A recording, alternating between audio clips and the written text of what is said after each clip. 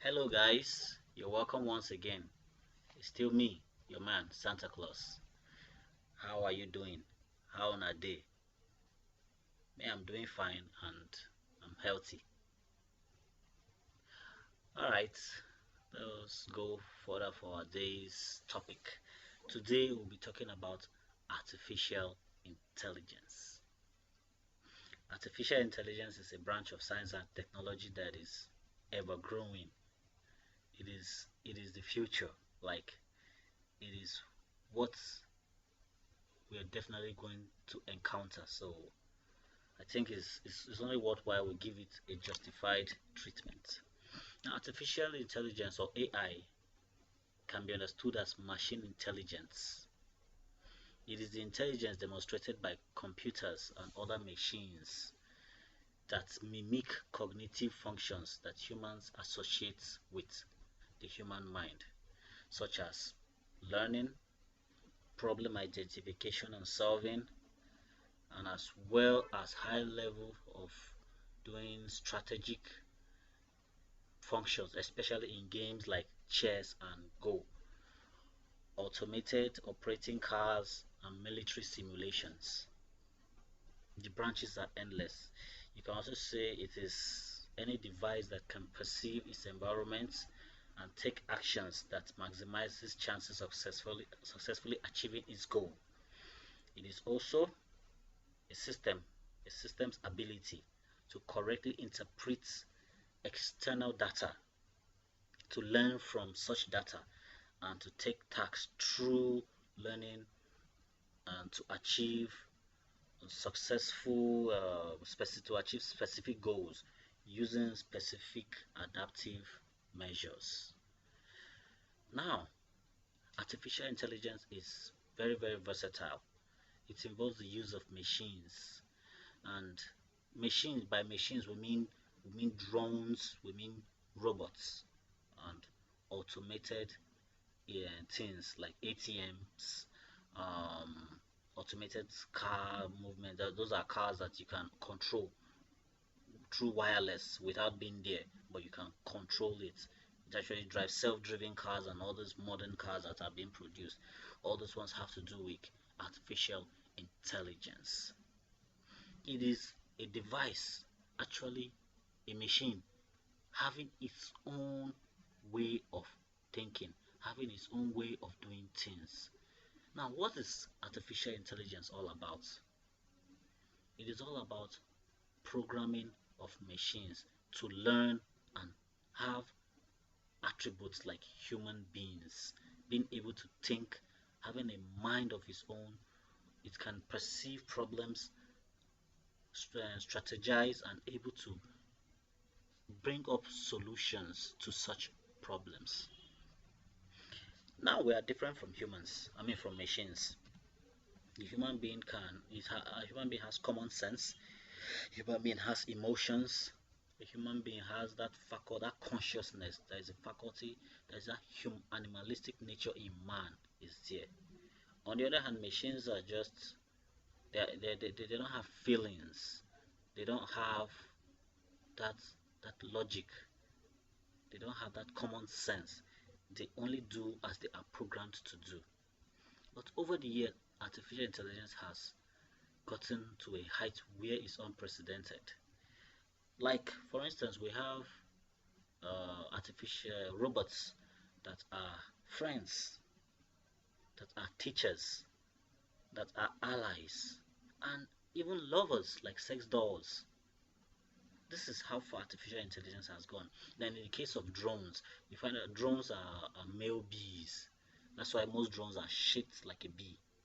They can be used for surveillance, they can be used for espionage, or for whatever use the beholder wishes to use it for. Now, artificial intelligence AI was born at a workshop at Dartmouth College in 1957, where the name artificial intelligence was coined by one certain John McCarthy. Now, it was postulated that in the next 20 years, or rather in the coming years, artificial intelligence will be able to do things that humans can do. We have the capacity to speak and to reply, to complete the highest level of tasks in strategy, in military operations,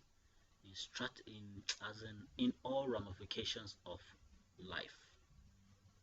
This will be a very, very big leap for artificial intelligence. And what the thing that will spark this whole event is called the singularity. Now, the singularity is when a single supercomputer will come to life. It is estimated that in the year 2049 that this event will happen. A single computer will arise having emotions, having the ability to strategize, to think for itself, and able to execute commands without interference or without interference of the humans. It will be able to mutate and give birth to other machines.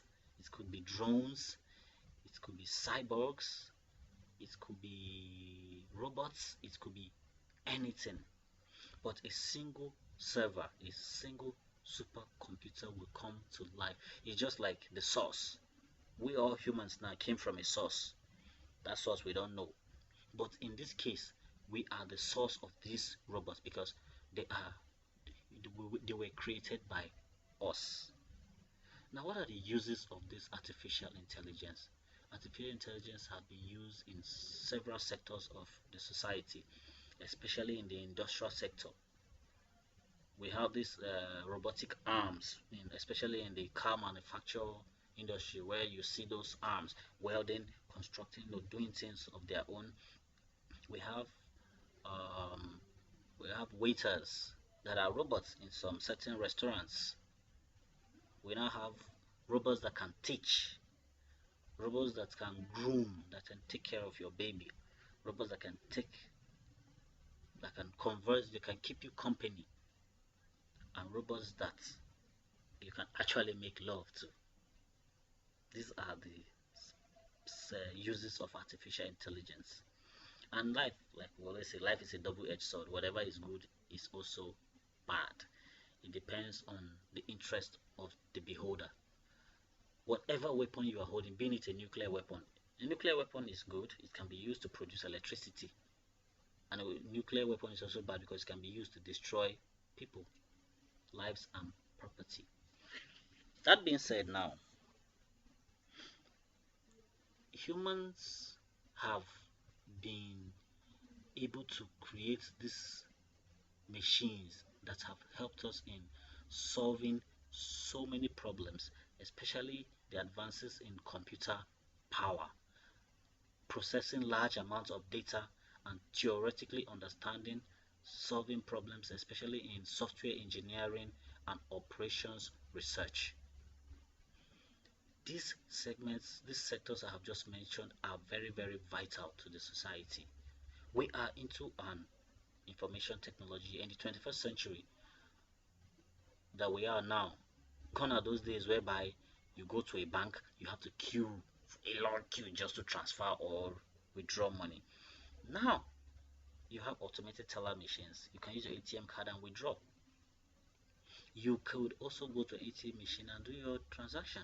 You can do your transactions via the internet, or better still, with punching your mobile phones, you transfer money and do your transactions. This is information technology. These are the uses of these things. Now, um, artificial intelligence have been used by several companies.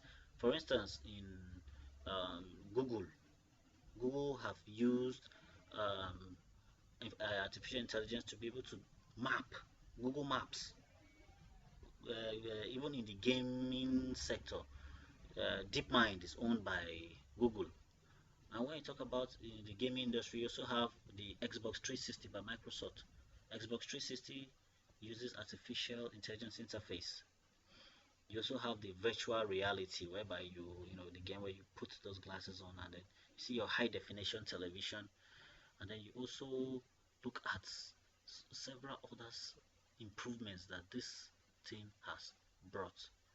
In the case of Facebook has devised an artificial intelligence that will be able to describe a picture to the blind people. Google has also been able to produce an artificial intelligence software that interprets languages with the speed of light. That is what they use in many of all these multinational meetings like United Nations General Assemblies, whereby you have people from several other parts of the world coming together to sit in a place where they are not having the same language, communications barrier. So what this thing does is they program it to understand all the languages. So whichever one you speak, it identifies it, although it is being programmed though. It understands it, then the receiver it now interprets it into the language the interpreter understands. So this has broken down language barriers, it is breaking down cultural barriers, it is breaking down regional barriers. It is now uniting people together in one place that they can understand each other easily without stressing themselves. Wow, isn't that great? Now, let us try to look at a bit of the bad instance. Artificial intelligence can be used by the military as a potent weapon to establishing a police state. With Google Maps pinpointing you wherever you are, using face recognition technologies, you can be pinpointed wherever you are. These machines are evolving. Now, Boston Dynamics is a leading company in robotic technology. They are now creating bionic beings, which is half man, half machine.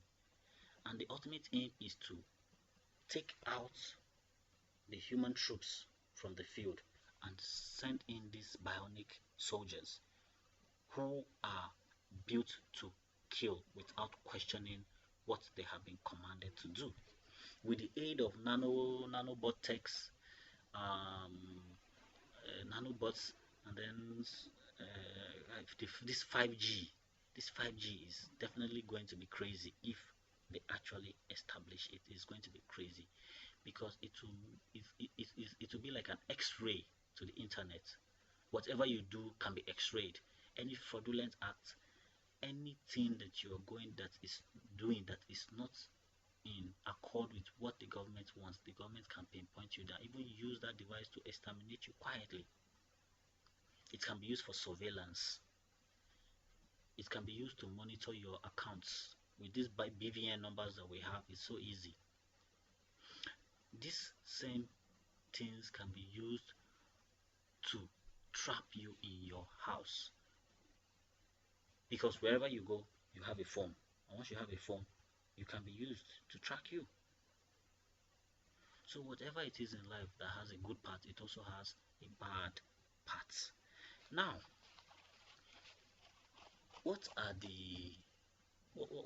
those added advantages that artificial intelligence offer?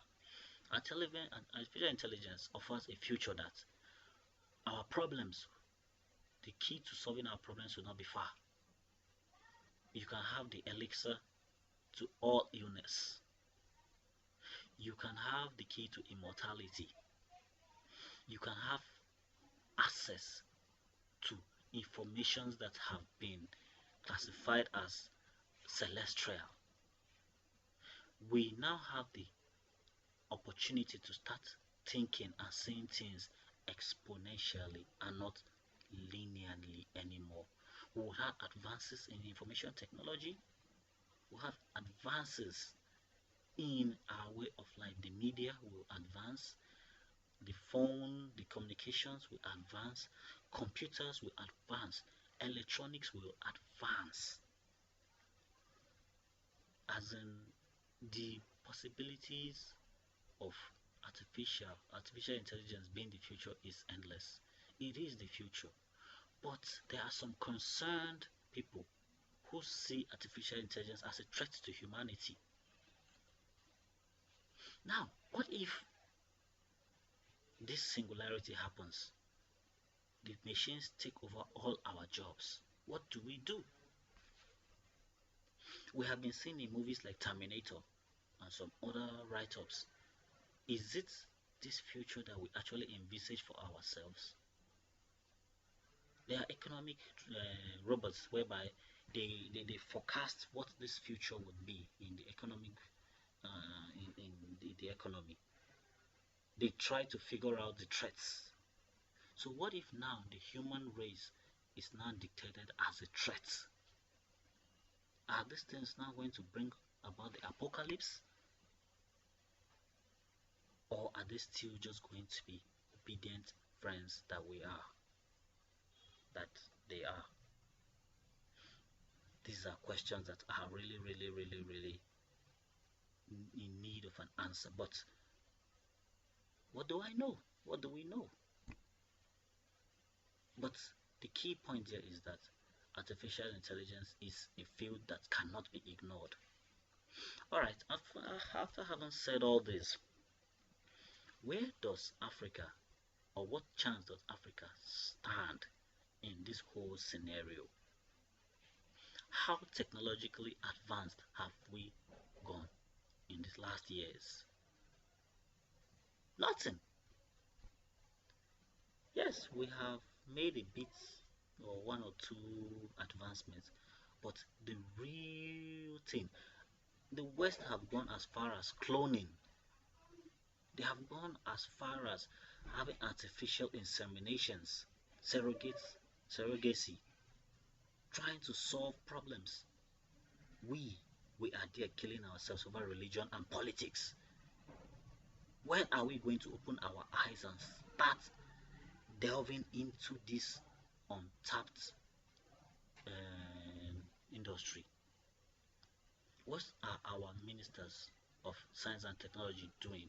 What are our leaders doing? What have we done in order to achieve from this sector? While we ponder on these questions, I'll thank you all for listening and I'll see you again tomorrow. Bye for now.